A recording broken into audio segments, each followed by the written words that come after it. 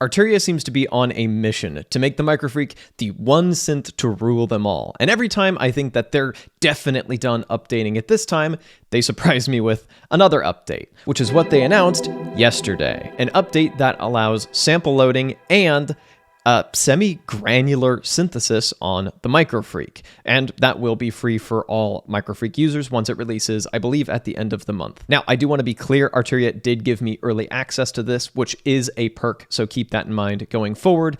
But all that being said, grab your matcha or caffeinated beverage of choice, and let's get into it. So before I break this down in a little more detail, let me show you just a quick example of what this can sound like.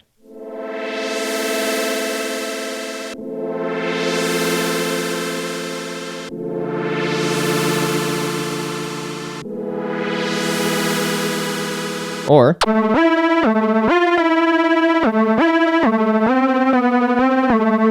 so it's kind of the trademark rough around the edges sound that we've probably come to expect from the MicroFreak, just with a lot more customizability. So let me pull up an initialized preset to show you how this works. The update process, by the way, you plug this into your computer, you download their MIDI control center, and it'll prompt you to update. And there's now a new dedicated tab to add your own audio files. That process was straightforward enough. So now, if I go to my different engine types, near the end here, you get sample. And it'll just default to the first sample in your sample bank. And you've already got a few controls to work with. For instance, sample start, and then the length of the sample, and then whether or not it loops and how quickly it loops. In its default position, it is simply off. Here's the important thing that took me a second to figure out. To change which sample is active in your patch, hold down Shift and then turn type. And this is a toggle. So now you can let go of Shift and just scroll through these, and now type will scroll through your samples until you hit Shift again, and now you're back to your normal engine selection. Once again, let's say I want to change this out. I'm gonna hit Shift, turn this, and now I'm gonna select a different sound. Let's do this one. By the way, a bunch of the samples I'm going to use as examples in this video are available in my $5 sample pack, linked in the description. Helps keep the channel going and keeps the channel independent. So I've got this pad sample now. So I'm gonna change this back to choosing my engine. So this one is kind of your bog standard sample playback, right? Just plays the sample. That's cool as a utility. So if you wanted to load in some, say, piano or electric piano samples for like use in a DAW-less jam, you can now do that. That's kind of cool. That's not enough to make me want to cover this update though, as kind of neat and unexpected as that is. What made me want to cover this is the fact that you can actually shape these samples and kind of mangle them a bit. So you've got a few different granular-ish engines. You've got scan grains, you've got cloud grains, and hit grains. We're going to walk through these real quick. I will note in the patches I'm going to show you as examples, I use cloud grains a whole lot, but let's go through these in order. So this is basically going to let you kind of park the sound on a certain section and then like rock back and forth as far as I can tell. So for instance, we've got these extra little ARPy notes in this pad, and let's say I don't want them. I'm going to choose where to scan, somewhere kind of early.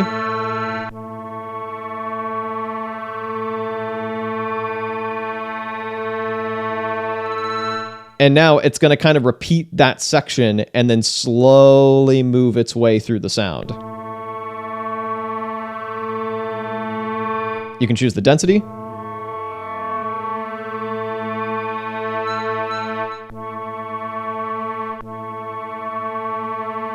You can hear the speed that it repeats that change. And also we've got this chaos knob.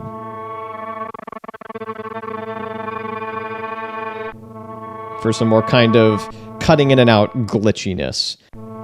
So now that we've got something that's moderately listenable, we can say turn on unison.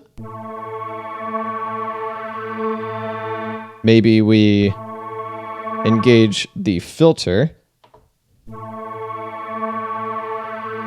Change this to an envelope. turn the cutoff down, turn up our sustain.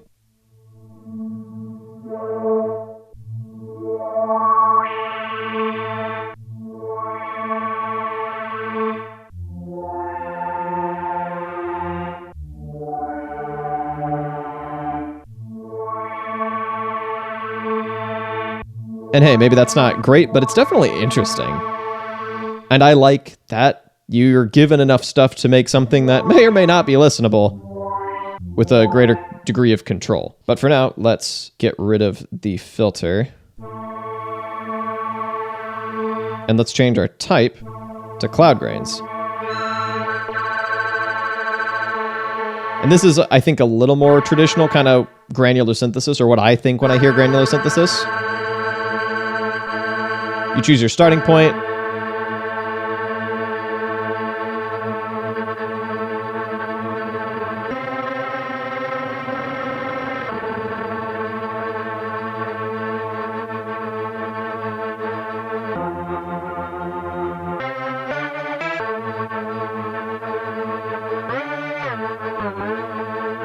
So this sounds a little weird. Let me show you some slightly more prepared examples. So for instance, this patch right here uses cloud grains in a bit more of a restrained way, and kind of reminds me of something that Glitch Mob would have done back in the day.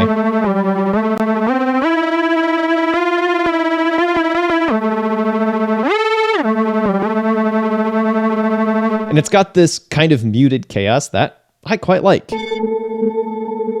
I've engaged the filter here, obviously.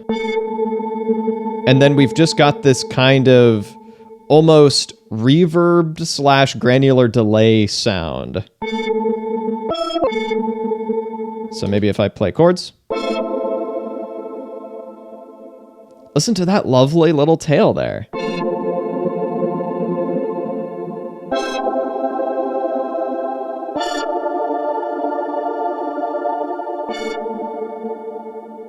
Or let's do unison.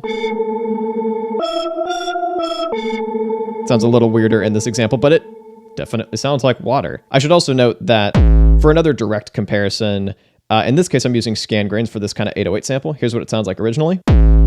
This is from my Syntect. Then, if we turn on scan grains, it's kind of elongating the sample and giving you this kind of wubbiness, which is kind of fun. But if I change this to cloud grains, that happens. So let's try to work with this. Get some more tonality out of this. Now, pitch is going to be a problem here. Getting a kind of A equals 440 hertz tuning is going to be a little difficult. You're probably going to have to dial it in by ear. It's probably going to be like a little iffy. And if you wanted to make a sound that sounds like the depth of hell, have I got the synthesis mode for you? But like, this is kind of interesting. Or here's a more dialed in version.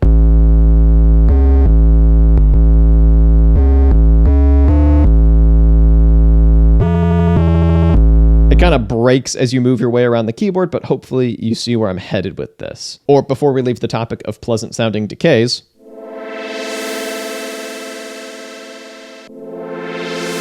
this was done with the scan grains setting. So like, here's what the original sample sounded like. More or less, anyway.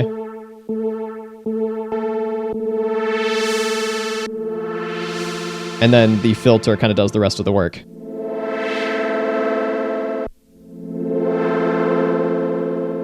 And with a bit of tweaking, maybe a bit of reverb and delay, either in post or with a physical pedal, I think you get some really cool kind of futuristic results out of this. Having said that, I figured I should actually go ahead and do it. So here's a couple of layers of MicroFreak with a bunch of effects stacked on.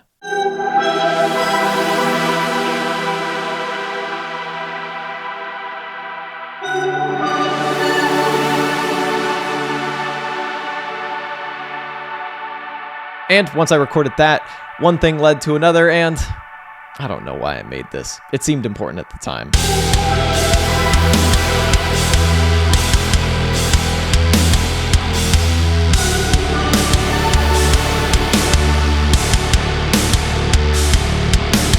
At least hopefully it gives you some idea of what the synth stuff sounds like in a mix. Anyway, back to the video. Once again, it's definitely rough around the edges, as a lot of the sounds in this thing are, but I think if you lean into that, it can be pretty cool. So let's go on to the last type of sample mangling, and that is hit grains. This one I have found the least use for, but we're gonna try to make it work regardless. Woo! So that's a bit much. Kind of feel like I should use that now.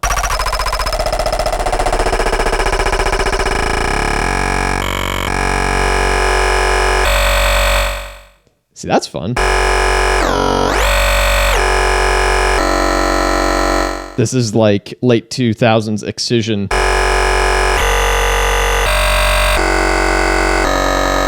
For all your laser needs.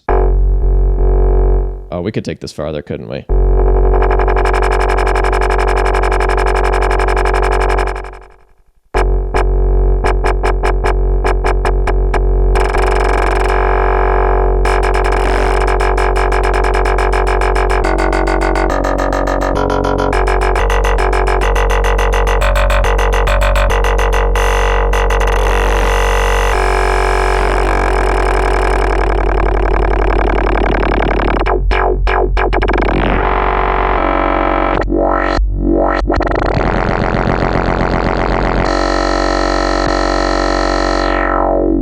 Okay, I'm going to stop with that before I get too carried away. Let's try another sound with this same engine. I'm just going to reset this. Hey, a piano.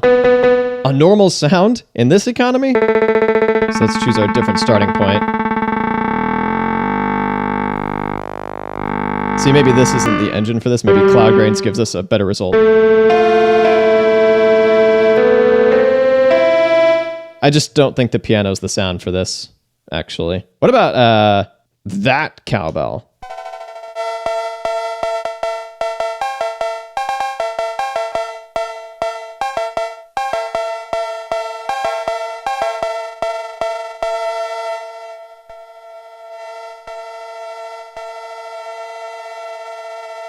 It's aggressively digital.